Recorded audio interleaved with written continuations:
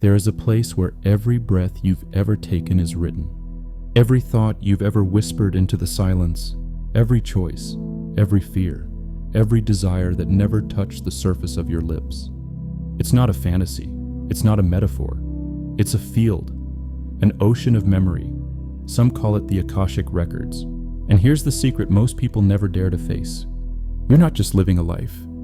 You're living inside a story already written, and at the same time, being invited to write it again in this very moment. Stay with me, because by the end of this journey, you may not look at your own life the same way again. The Akashic Records have been described as the Book of Life, but books are too small for what we're talking about.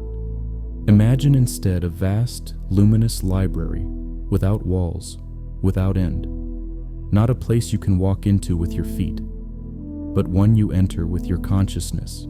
It holds every thought, every event, every possibility, not just from your life, but from all lives, across all time, past, present, and future, coexisting in one shimmering tapestry. And here's the key. You don't need to die to read it. You don't need to be a mystic locked in a cave for 40 years. You are already touching it every single day without realizing it. So what are these records? In Sanskrit, the word Akasha means ether, the subtle fabric of existence, the invisible field in which everything is woven. Ancient seers believed that nothing is ever lost. Every vibration, every action, every word leaves an imprint. Think of it like ripples on a still lake. You may throw a stone and walk away, but the ripples keep traveling long after you've forgotten them. Science, in its own way, has begun to touch this mystery. Quantum physicists speak of a unified field. Information theorists argue that the universe itself is a giant information system, not made of matter at the deepest level, but of data, code, patterns. Esoteric traditions simply gave it another name: Akashic Records. Now here's the question that burns in every seeker's heart. Can I access them? Yes, but not with your ordinary eyes. When you have déjà vu, when you dream of a place you've never been, and then one day walk into it. When you feel an inexplicable connection to someone you've just met. These are glimpses, tiny leaks from the records into your waking mind, but you can go deeper. Mystics, shamans, even psychologists in altered states of hypnosis have reported tapping into this ocean. It doesn't always come as visions of dusty scrolls or golden books. Often, it's felt as a download of knowing, a sudden clarity, a direct line to a truth you couldn't possibly have learned from experience alone. And here's the paradox. The records don't just reveal your past, they also reveal the infinite possibilities of your future, which means you are not trapped in what's been written. You are standing at the crossroad of what could be written next. Let me ask you something intimate. How many times have you felt the weight of regret? A decision you made, a word you said, something you can't erase. The records hold that moment, not as punishment, but as potential. Every so-called mistake isn't an ending. It's a page waiting to be rewritten through understanding, forgiveness, and conscious choice.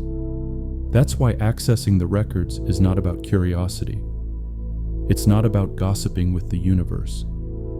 It's about healing. Imagine reading the story of your soul and realizing, I chose these wounds, these challenges, these loves, these losses. Not because you were cursed, but because each was a thread pulling you toward awakening. And now, hearing this, maybe part of you resists. Maybe you want to slam the book shut. Because if that's true, then there are no accidents, no excuses, only meaning. This is where most people turn away. But if you lean in, even for a moment, you begin to see life not as chaos, but as choreography. If what you've heard so far stirs something in you, a strange resonance in your chest, a memory you can't quite place, that's not me speaking to you. That's the records, whispering through these words. And if you want to keep traveling with me into these hidden truths, into the places most people fear to look, subscribe to this channel. Because together, we're not just talking about ideas, we're remembering who we are. Many traditions speak of guardians of the records, not bearded men with golden keys, but beings of light, subtle intelligences, sometimes even interpreted as aspects of your higher self. Why guardians? Because truth is power, and power without readiness can destroy. When you seek the records with ego, show me my lottery numbers, tell me how to control others, the doors remain shut. But when you approach with humility, with the trembling sincerity of the heart, doors begin to open. It's not that the records hide from you. It's that you must become aligned with the vibration of truth before you can hold it. Let me share a story. A woman I once knew carried unbearable grief. She lost a child. Years later, she felt frozen in time, unable to breathe without pain. In a meditative state, guided into the Akashic field, she saw an image. The child smiling, radiant, saying simply, "I chose this. I came only to awaken your heart, and I am never gone." It didn't erase the loss, but it transformed it. The unbearable became sacred. This is the power of the records. They don't erase your story. They reveal the meaning buried inside it. And maybe right now, there is something in your own life that looks meaningless, cruel, random. What if, not as fantasy, but as living truth, it held the very seed of your transformation? But let's be raw for a moment. If everything is recorded, if every life is written, then where's your freedom? Are you just a puppet in some cosmic archive? No, because the records are not a prison. They are a mirror of possibility. Think of it like this. A library contains every book that has ever been written. But you still choose which one to pull from the shelf. The Akashic Records contain every potential timeline of your soul. But you choose, right now, with your intention, your awareness, your courage, which chapter you will live. The past informs you. The future invites you. But the present is your pen. Even science stumbles here. Some researchers believe the brain doesn't store memory the way we think. That consciousness might be non-local, tapping into a field beyond the body. Rupert Sheldrake calls them morphic fields, patterns of memory that belong not to individuals alone, but to species, to humanity itself. Could déjà vu, ancestral memory, sudden creative genius all be leaks from the Akashic field? Why does Mozart, at age 5, compose symphonies without training? Why do children recall lives they've never lived with terrifying accuracy? Skeptics call it coincidence. But how many coincidences does it take before we admit there's a deeper pattern?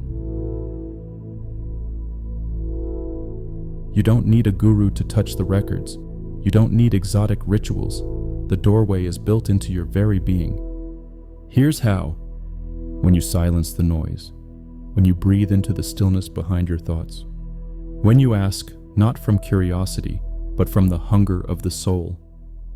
Show me what I need to know, to love, to grow, to heal. Then, subtle impressions arise. A phrase, an image, a sudden knowing. Trust that. Follow it. The records don't shout. They whisper. And the whisper is always love, even if it comes wrapped in fire. Now lean closer, because here is the heart of it all. You are not separate from the Akashic Records. You are not a visitor in some cosmic library. You are the records. Every breath you take, every thought, every dream, writes itself into the living field of consciousness. The Akasha is not outside of you. It is the ocean of which you are a wave. And here is the revelation. If you change the vibration of the wave, you change the ocean.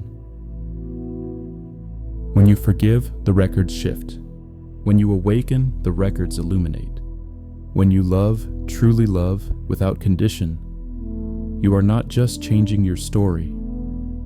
You are rewriting the story of humanity. Do you see? You're not a passive reader of the records, you are their author. So now, I leave you with this question. If tonight, before you sleep, your soul writes one more sentence into eternity, what will it be? A sentence of fear or of courage? A sentence of resentment or of forgiveness? A sentence that keeps repeating the old story? Or one that begins a new one? Because the Akashic Records are being written right now.